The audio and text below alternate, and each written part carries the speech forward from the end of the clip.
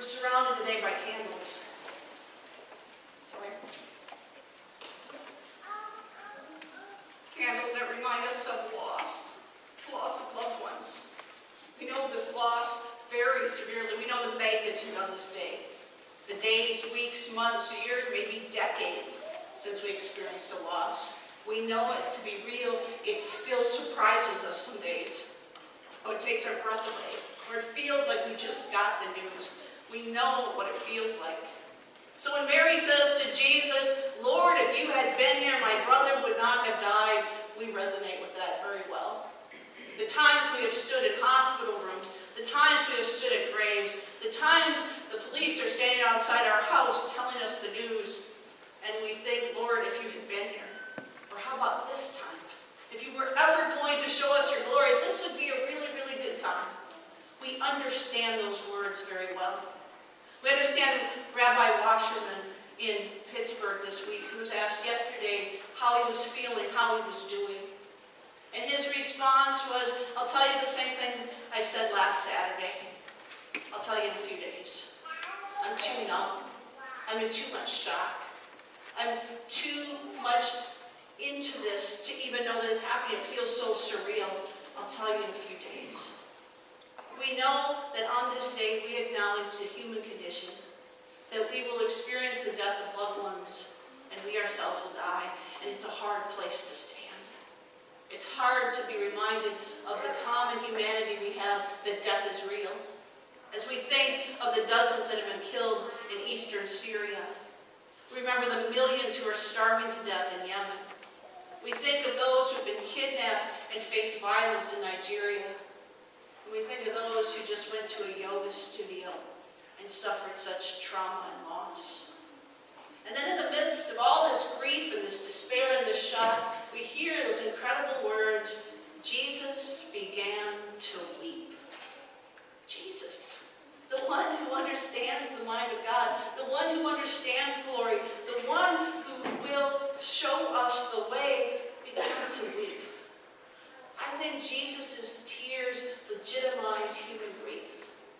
I think Jesus crying reminds us of the nuances of faith, of all those things that we go through in our faith, especially when we lose a loved one, of denial and anger and bargaining and all the other things on the spectrum. I think Jesus' tears remind us that life will never be the same. We know we're going to laugh again. We know we're going to dance again. We know we're going to go out and eat with friends again. But we know also that life will never be the same. Notice what the liturgical colors are today. It's not black, like on Good Friday. It's white, like on Easter. So somehow we have the audacity on this day to light candles and to proclaim resurrection. We know that grief is real, and we know that death is devastating, and yet somehow we proclaim the promises of God are more real. That there is a promise to never leave us or forsake us. There's a promise that love never ends. Death is a separation. Love doesn't end. We believe in the communion of saints. Every single time we gather in worship, we proclaim the communion of saints, at least in the Apostles' Creed. But this day it seemed even more real. The communion of saints, what does communion mean? The participation in something that is common to everyone. What is common to everyone? Death. But also being claimed as a child of God. We're Lutherans, we live with paradox. That we are so grieved that we are knocked to our knees, and this God never leaves us or forsakes us. We live with both of those at the same time, especially on a day like today. As we remember those people in our lives, and as we remember God's promises stand, even when we don't believe it, and even when we don't feel it, God's promises are more real. We are not denying death, we're the opposite. We're Lutherans. We call a thing what it is. We say death is real and death is paralyzing. We defy it. We defy death to have the last word.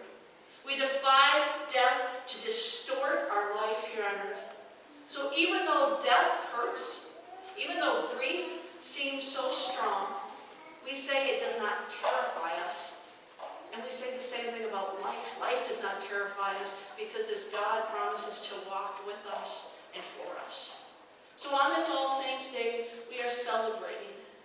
We are celebrating the fact that God claimed us. Not because someone did so much for the church or because they had the great moral fortitude that no one else had. We declare All Saints' Day because God said, you are holy and you are blessed and you've been marked with the cross of Christ forever. And nothing can take that away. So on this day, there's this mixture, there's this interplay of grief and celebration. Because we remember those who have gone before us, that they suffered pain, they suffered loss, they suffered setbacks. And somewhere in that, God brought forth transformation as they faced those things. So this day, we remember those people who held us, who welcomed us with open arms, who taught us to throw a ball, who taught us how to sew, who taught us how to live in community. But we also celebrate each other. We are the saints today who are called to live out this faith right now in this year 2018 with the world's circumstances as they are, the same way our ancestors did. We're standing on their shoulders. We also celebrate the future. Those saints who we teach Sunday school to, those who have not even been born yet.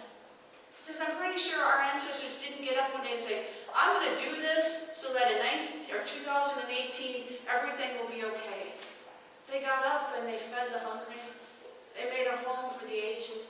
They found ways to be God's hands, feet, mouth right here, right now. And we are called to do the same. So we celebrate. We celebrate all the saints of the past, present, and future. Amen. Let us pray. God of grace, we give you thanks that you have called us holy. And with that claim, we go forth in our daily lives of offering ice chips, of being with others in their time of trials, of celebrating people at the wonderful events in their life. Gracious God, we give you thanks for all the saints. And we ask that you bless each and every one of us. We pray this in Jesus' holy name. Amen.